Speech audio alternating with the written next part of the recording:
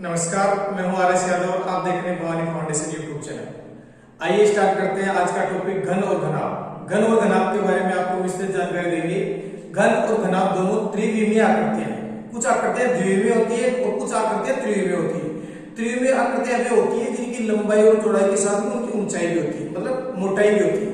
और द्विविमीय आकृतियां वे होती है जिनकी लंबाई और चौड़ाई होती है। जैसे आयत एक द्विविमीय आकृति है, वर्ग एक द्विविमीय आकृति है, त्रिभुज भी एक द्विविमीय आकृति है। लेकिन घनाभ एक त्रिविमीय आकृति है, घन भी एक त्रिविमीय आकृति है, बेलन एक त्रिविमीय आकृति है। इनके बारे में हम आगे पढ़ेंगे। आज का टॉपिक हमारा ये रहेगा घन और घनाभ।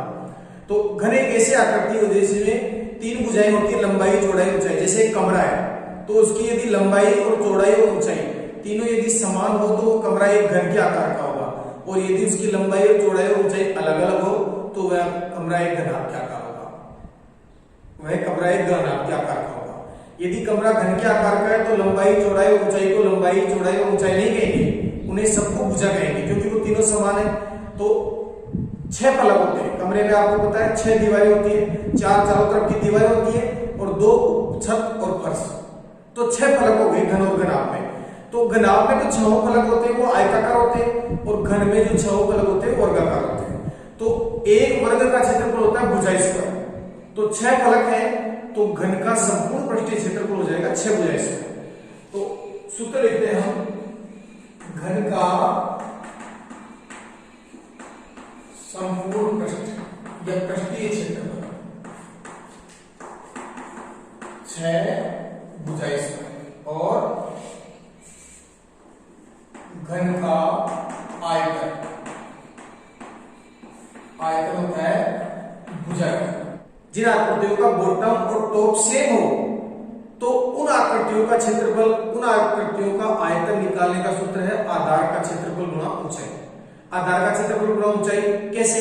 जैसे एक शंकु होता है इस प्रकार, तो उसमें यह सूत्र नहीं लग सकता, लेकिन एक घन होता है, सीधा खड़ा होता है। कमरा ऐसे तो नहीं होता, ऐसे नहीं होता, बिल्कुल ऊपर से और नीचे से समान होता है।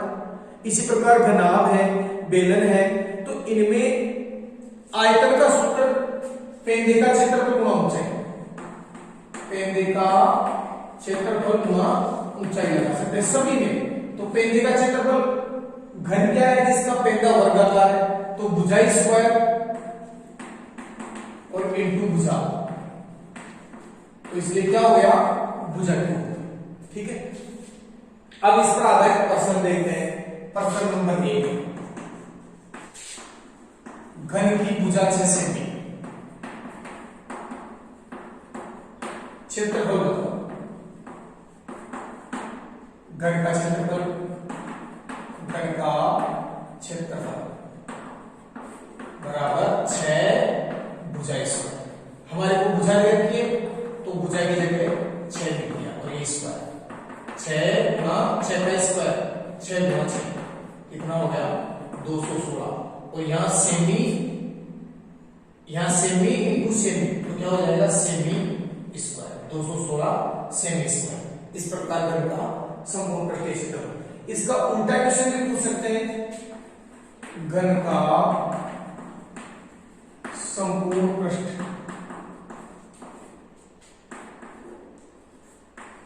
24 सेमी स्क्वायर है, घन की भुजा क्या है? भुजा 11, या ऐसे भी कह सकते हैं घन की कोर ज्ञात हो। घन की कोर या घन की भुजा एक ही बात है। तो घन की भुजा देखेंगे हम। घन की भुजा का सूत्र नहीं पढ़ा, संपूर्ण पृष्ठ का सूत्र पढ़ा है। तो घन का संपूर्ण पृष्ठ क्या सूत्र पढ़ा है? 6 भुजा स्क्वायर, ये पढ़ा। अब हमारे पास ये दे दिया, अब की बार ये दे दिया हमें, तो इसकी जगह लिख देंगे 24 बराबर 6 भुजा स्क्वायर। 6 भुजा स्क्वायर बराबर 24, 6 को इधर बटा में आ जाएगा, तो भुजा स्क्वायर बराबर कितना हो गया? 24/6, मतलब भुजा स्क्वायर बराबर 4। वर्गमूल ले लिया। वर्गमूल क्यों लिया? क्योंकि यहाँ पे भुजा का स्क्वायर लगा हुआ है, तो वर्गमूल लेने से आ जाएगा भुजा 4 का वर्गमूल 2 सेमी। इस प्रकार घन की भुजा दी हुई तो घन का क्षेत्रफल ज्ञात कर सकते हैं, और घन का क्षेत्रफल दिया हो तो घन की भुजा ज्ञात कर सकते हैं। दो सूत्र याद नहीं रखना है, केवल एक सूत्र याद रखना है। दो सूत्र याद रखोगे तो इतने सूत्र हो जाएंगे कि हम कंफ्यूज हो जाएंगे। इसलिए एक ही सूत्र से घन का संपूर्ण पृष्ठीय क्षेत्रफल निकाल लिया और संपूर्ण पृष्ठीय क्षेत्रफल दिया था तो भुजा निकाल लिया। आइए देखते हैं अब घन के आयतन से संबंधित प्रश्न। प्रश्न नंबर 3 और प्रश्न नंबर 4। प्रश्न नंबर 3 है एक घन की कोर या भुजा 8 सेमी हो तो आयतन ज्ञात करो। और प्रश्न नंबर 4 है घन का आयतन 125 हो तो घन की कोर ज्ञात करो। अपोजिट, भुजा दिया है आयतन निकालना है और आयतन दिया है भुजा निकालना है।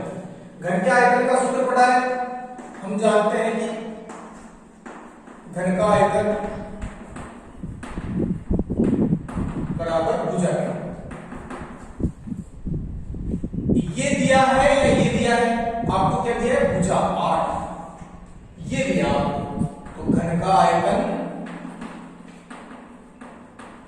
बराबर 8 का क्यूब, 8 गुना 8 गुना 8 8 64 और 64 512।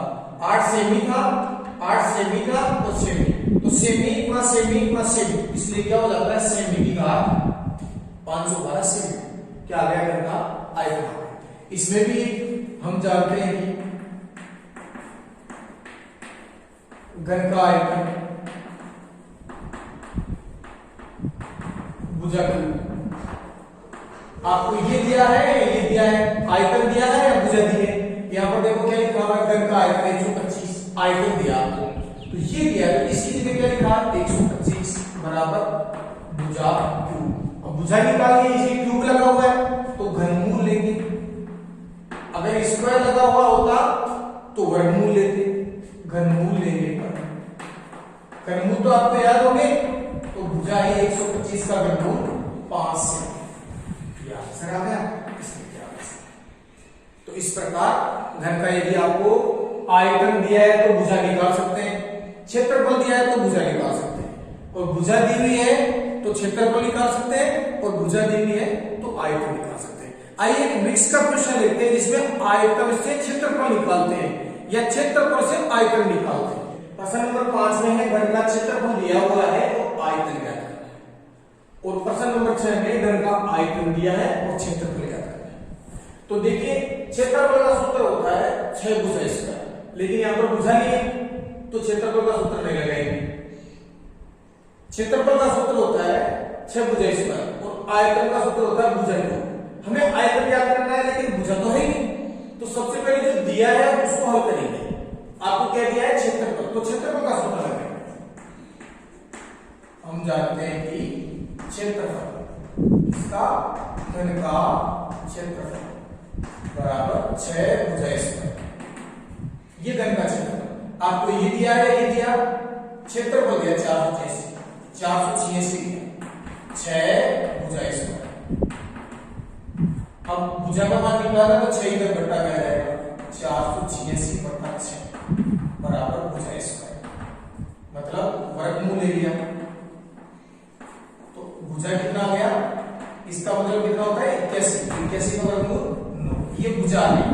तो अब आपको क्या निकालना है, आयतन। आयतन ज्ञात करना है तो आयतन का सूत्र क्या होता है, भुजा क्यूब, तो 9 का क्यूब मतलब 9 इंटू 9 इंटू 9 नाम 81 और 81 नाम 729 मीटर क्यूब।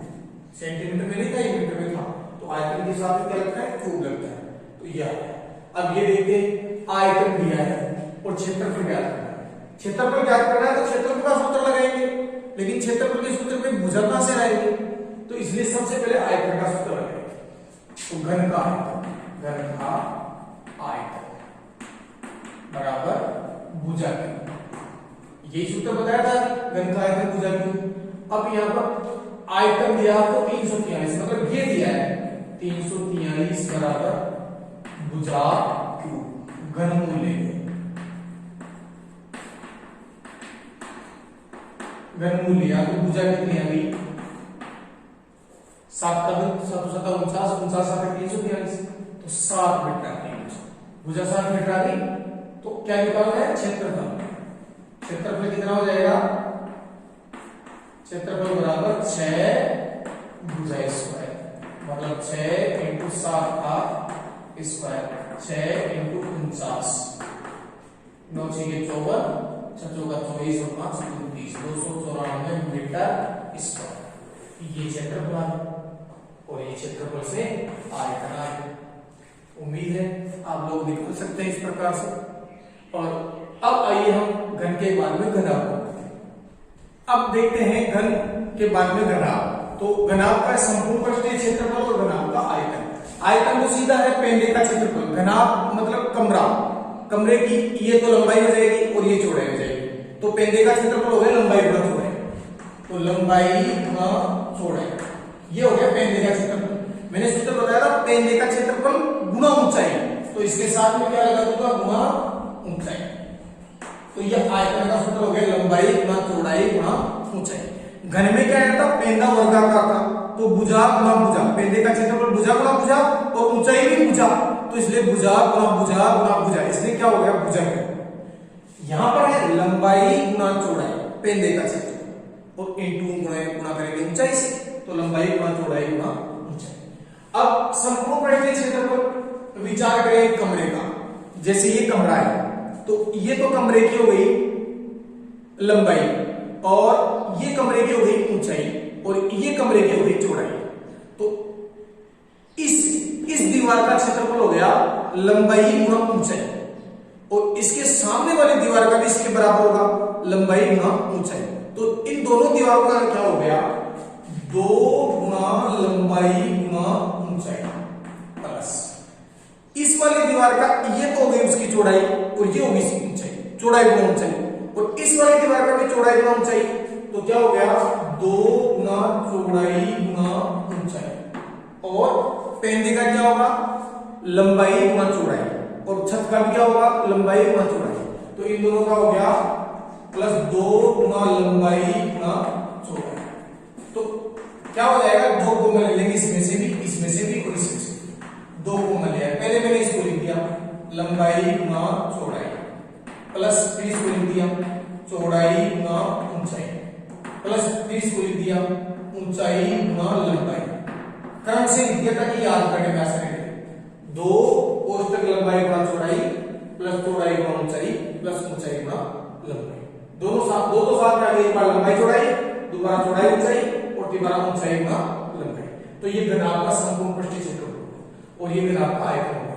अब प्रश्न नंबर 7 और प्रश्न नंबर 8 इन पर आधारित प्रश्न देखिए। प्रश्न नंबर 7 हल करते हैं। 12 सेमी लंबा, 9 सेमी चौड़ा और 5 सेमी ऊंचा, लंबाई चौड़ाई और ऊंचाई दे रखी है। संपूर्ण पृष्ठीय क्षेत्रफल ज्ञात करना है। तो हम जानते हैं कि संपूर्ण पृष्ठीय क्षेत्रफल क्या सूत्र होता है, 2 कोष्टक लंबाई गुणा चौड़ाई प्लस चौड़ाई गुणा ऊंचाई प्लस ऊंचाई गुणा लंबाई। 2 कोष्टक 12 गुणा 9 लंबाई चौड़ाई प्लस 9 गुणा 5 प्लस 5 गुणा 12, पहले गुणा होगा और बाद में जोड़ होगा। 2 कोष्टक 12 नाम 108, 9 पंजे 45 और 12 पंजे 60, कितना हो जाएगा 5 और 8 13, 6 4 10 10 20 है, 21 213 गुणा 2 426 सेमी का मीटर था, सेमी स्क्वायर। ये क्या आ जाएगा, संपूर्ण पृष्ठीय क्षेत्रफल। अब आइए देखते हैं, ये आंकड़े इधर है, लंबाई चौड़ाई ऊंचाई इधर है, तो इनका आयतन ज्ञात करते हैं। हम जानते हैं कि आयतन का सूत्र क्या होता है, आयतन बराबर लंबाई गुणा चौड़ाई गुणा ऊंचाई। लंबाई कितनी 12, चौड़ाई 9, ऊंचाई 5, 12 108 गुणा 5 बराबर 540 सेमी क्यूब। आयतन किसमें आता है, घात 3 में आता है, इसलिए ये इसका आयतन हो गया। अब जैसे मैंने पहले क्वेश्चन बताए थे, इसका उल्टा क्वेश्चन करके निकाल सकते हैं। यहाँ पर आपको 2 चीज देंगे, एक ही पूछेगा क्योंकि तीनों अलग अलग है, इसलिए लंबाई और चौड़ाई देगा और आयतन देगा, तो ऊंचाई ज्ञात कर सकते हैं। इसी प्रकार इसमें उल्टा क्वेश्चन कर सकते हैं। आइए प्रश्न नंबर 9 देखते हैं, जो दैनिक जीवन का एक प्रश्न है। एक ढक्कन, बगैर ढक्कन का एक संदूक है जिसकी लंबाई चौड़ाई और ऊंचाई बाहर की दी हुई है और रंग अंदर करना है।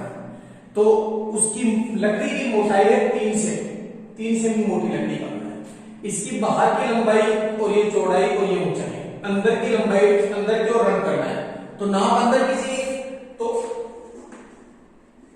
अंदर की लंबाई क्या होगी? अच्छा ये लंबाई हो गई संदूक की, ये लंबाई हो गई, तो 3 से भी इधर मोटी लग रही है, 3 से भी मोटी इधर, तो 3 और 3 6 कम कर देंगे तो अंदर की लंबाई आ जाएगी, तो 6 कम कर दिया 146 माइनस 6 बराबर 140 से ये अंदर की लंबाई आ गई। चौड़ाई अंदर की,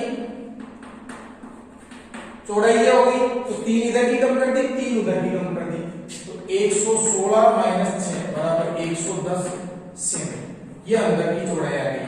और ऊंचाई देखो, ऊंचाई में से 3 और 3 6 कम नहीं करेंगे, क्यों नहीं करेंगे? क्योंकि यहां ये लिखा हुआ बगैर ढक्कन का, मतलब उस संदूक के, उस डिब्बे के ढक्कन नहीं है, तो उधर ढक्कन नहीं है तो मोटाई किस बात की काटोगे? तो केवल फर्श की मोटाई काटोगे 3 से भी, तो तैयार सीधे से 3 काट लिया 80 से।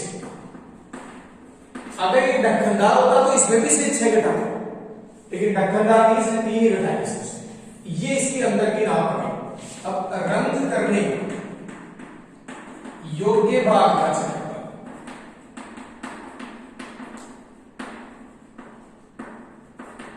देखिए किसी वस्तु में वजन करना हो, किसी वस्तु को पिघलाकर दूसरी वस्तु बनानी हो तो हम आयतन ज्ञात करते हैं, और रंग करना हो और या उसके कवर बनाना हो तब हम क्या करते हैं? क्षेत्रफल ज्ञात करते हैं। तो क्षेत्रफल ज्ञात करेंगे, और यदि आपको ऐसे नहीं पता चले तो यहां मात्रक देखना सेमी स्क्वायर, तो पता चल जाएगा क्षेत्रफल निकालना। तो रंग करने योग्य भाग का क्षेत्रफल, तो पूरे का क्षेत्रफल निकालेंगे, लेकिन ढक्कन तो है नहीं, तो ढक्कन का वापस घटाएंगे। तो पूरे का क्षेत्रफल होता है 2 कोष्ठक लंबाई गुणा चौड़ाई प्लस चौड़ाई गुणा ऊंचाई प्लस ऊंचाई गुणा लंबाई, ये पूरा का हो गया। सही, इसमें से उसमें ढक्कन नहीं है तो ढक्कन का क्या होगा? लंबाई गुणा चौड़ाई, ये वापस घटाएंगे, तो ये रंग करने योग्य भाग का क्षेत्रफल है।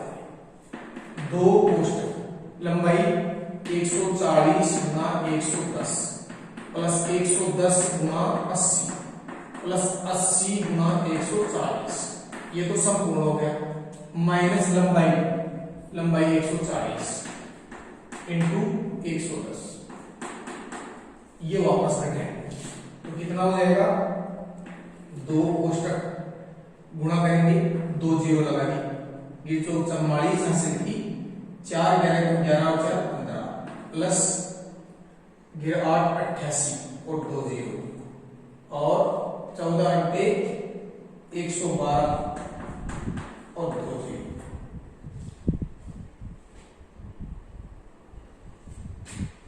माइनस अभी गुणा किया था 164 पहले इनको जोड़ेंगे, फिर 2 से गुणा करेंगे, फिर उसको घटाएंगे, कोष्ठक को करेंगे 2 0 2 0 2 0, ये 2 0, 2 और 8 10 और 4 14 प्लस 1 11 और 8 19 और 1 ऐसे 20 और 15 35 गुणा 2 और माइनस 15,400, पहले 2 से गुणा करेंगे, 35 19 70,800 माइनस 15,400 बराबर 400 और 70 में से 15 गया तो 55,400 सेमी स्क्वायर। इतनी दूर में उसके कलर, ठीक है। अब कलर की रेट यदि प्रति सेमी स्क्वायर होते तो डायरेक्ट गुणा कर देते, लेकिन रेट की कलर क्या है? 1000 सेमी स्क्वायर का खर्चा बराबर 2 रुपए। तो एक सेमी स्क्वायर का खर्चा कितना हुआ? 1000 का भाग ले जाएगा 2/1000, और 55,400 का खर्चा कितना हो गया? 55,400 का खर्चा 2/1000 इंटू 55,400, 2 जीरो से 2 जीरो कट गई, गुणा कर लो, 4 दूनी 8, 5 दूनी 10, 5 दूनी 10 और 1 11 बटा 10, 110.8 रुपए ये उस संदूक पर रंग कराने का खर्चा। तो इस प्रकार थोड़ा सा दिमाग लगाना है कि छत यदि नहीं है, ढक्कन नहीं है, बगैर ढक्कन का है, तो उसको बैठाना बहुत बस, और कुछ नहीं है, क्षेत्रफल निकाल लिया। और ये एक ही नियम जानते हो, क्योंकि इसलिए का नियम, क्योंकि इतने रुपए का खर्चा 1 रुपया, इसलिए 1 का खर्चा इतना रुपया और 55,400 का इतना, एक ही नियम। ठीक है, तो इस प्रकार हम इस प्रश्न को हल कर सकते हैं। अब आइए आपके अभ्यास के लिए मैं 3 प्रश्न देता हूं जो आपको हल करके बताना है। अगर आपको वीडियो अच्छा लगा और ये समझ में आया तो उसे शेयर भी कीजिए ताकि और लोगों को भी इसका फायदा मिल सके। यदि आपको गणित नहीं भी आती है तो इसको शेयर करके आप किसी का भला कर सकते हैं, किसी को गणित सिखा सकते हैं। तो जरूर शेयर करें, लाइक करें और मेरे चैनल को सब्सक्राइब करें। धन्यवाद।